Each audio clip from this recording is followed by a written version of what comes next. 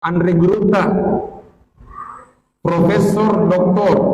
Haji Muhammad Farid Wajdi, pimpinan Pondok Pesantren DDI Mangkoso, DDI Mangkoso, Sulawesi Selatan, Indonesia.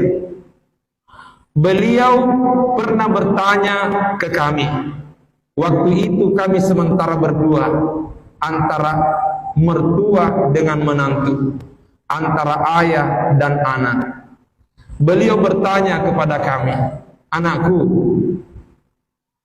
mu pahammu agak? Apakah kamu paham mengapa bila ada anak bayi yang lahir diazankan telinganya Allahu Akbar, Allahu Akbar sampai la ilaha illallah? Kalau ada anak bayi yang lahir diazankan di telinganya Allahu Akbar, Allahu Akbar.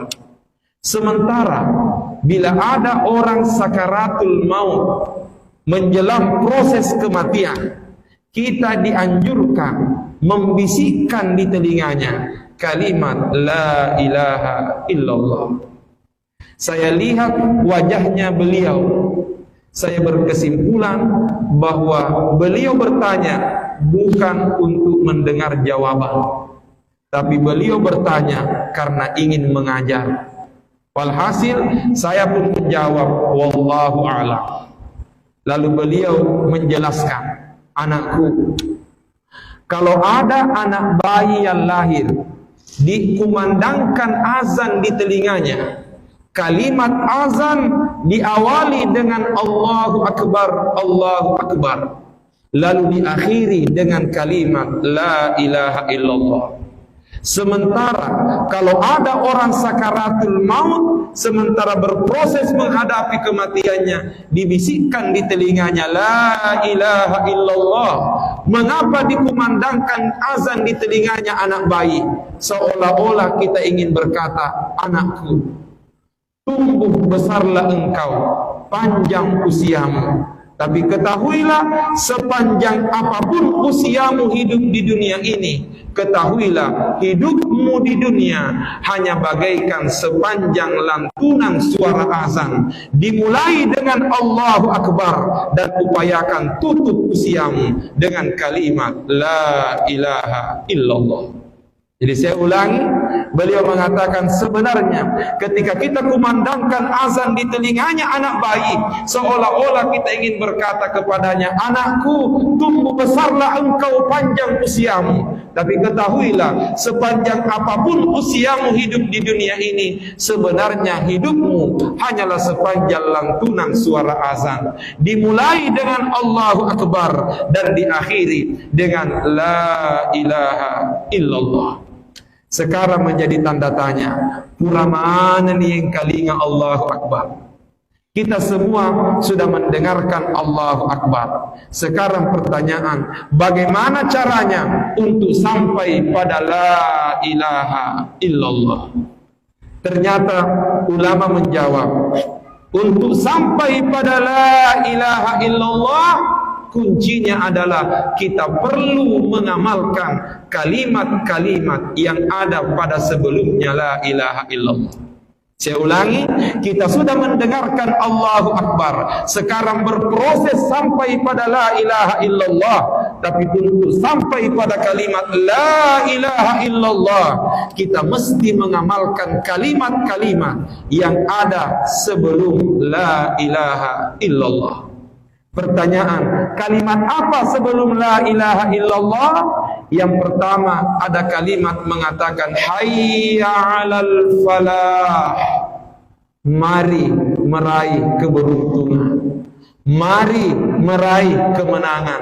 Al-falah adalah panggilan untuk meraih keberuntungan. Al-falah artinya keberuntungan. Tapi mohon maaf, kalau kita membuka kamus bahasa Arab, ternyata salah satu bahasa Arabnya petani. Salah satu bahasa Arabnya petani adalah al-falah. Sama tulisannya al-falah. Al-falah keberuntungan, al-falah petani. Yang membedakan hanya tasdidnya. Orang Bugis mengatakan as-sadun nami pasti salai. Kumasadui al-falah, artinya petani. Kudekna sadu al-falah, artinya keberuntungan.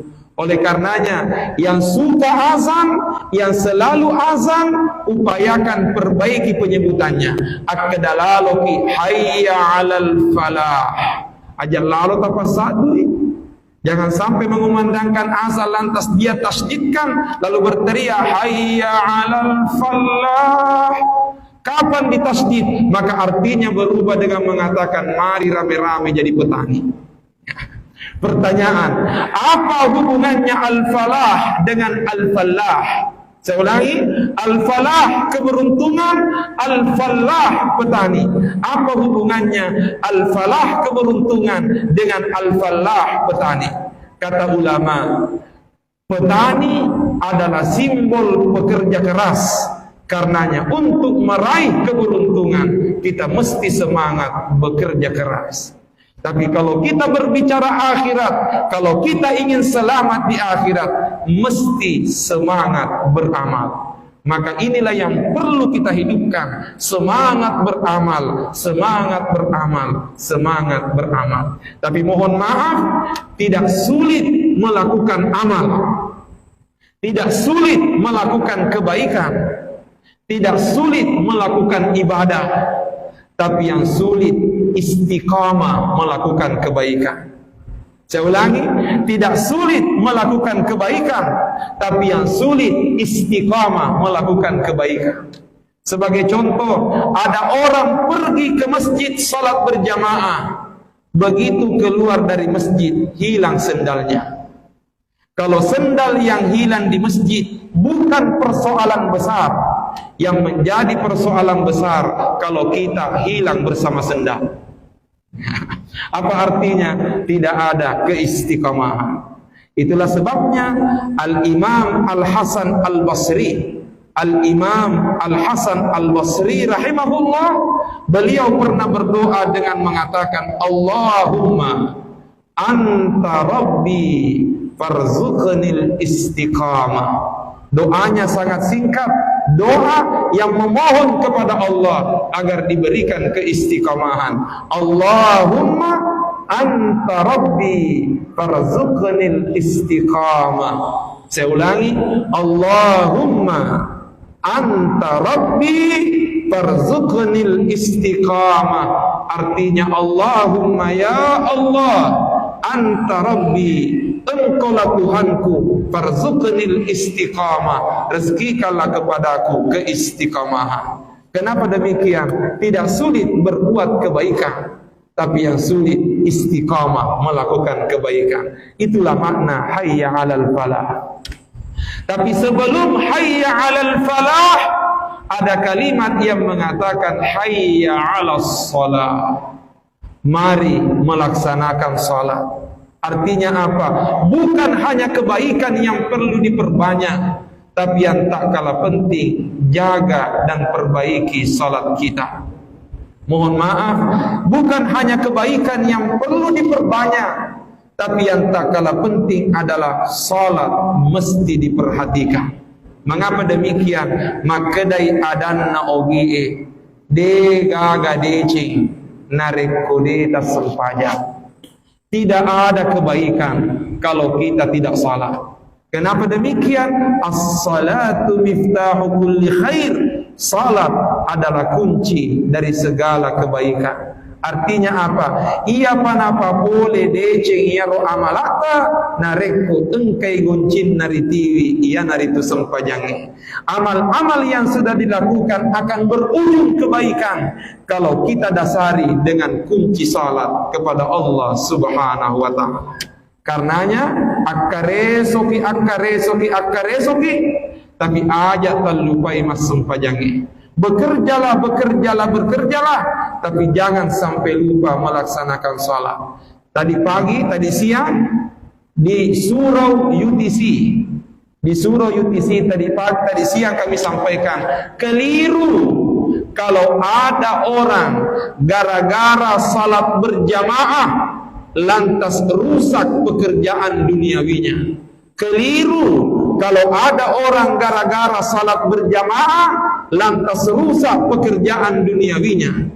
Tapi jauh lebih keliru kalau gara-gara pekerjaan duniawi lantas kita malas salat berjamaah. Artinya apa? Akkaresoki, tapi aja terlupai mas sempajannya. Bekerjalah, tapi jangan lupa melaksanakan salat. Itulah makna Rabbi ja'alni muqimas salah wa min zurriyati Rabbana wa taqabbal du'a. Ya Allah, jadikanlah aku orang yang mendirikan salat, demikian pula dengan anak keturunanku, moga-moga mereka semua mendirikan salat. Hayya 'alal falah, perbanyak amal. Hayya 'alas salat, perbaiki salat. Tapi ternyata sebelum hayya 'alas salat ada kalimat yang mengatakan asyhadu an la ilaha illallah, asyhadu anna Muhammadar Rasulullah. Artinya apa? Perbanyak amal, perbaiki salat, perkuat iman. Insya Allah ketika ketiga model ini perbanyak amal, perbaiki salat, perkuat iman, ketika ketiganya sudah kita miliki, maka jalanlah di muka bumi ini dengan semangat Allahu Akbar, Allahu Akbar. Maka begitu nanti tiba waktunya malakul maut datang mencabut nyawa kita, insya Allah pasti akan mudah terucap La ilaha illallah. Mengapa demikian? Prosesnya sudah kita jalani. Allahu Akbar sudah selesai, la ilaha illallah Muhammadur Rasulullah sudah selesai, hayya 'alas salah sudah selesai, hayya 'alal falah sudah selesai. Begitu malakul maut datang, kita langsung mengucapkan la ilaha illallah. Engkau tahu elok milumpih di la ilaha illallah, dek najami hayya 'alas salah. Ya. Karenanya mesti melalui proses. Hadirin yang dimuliakan Allah.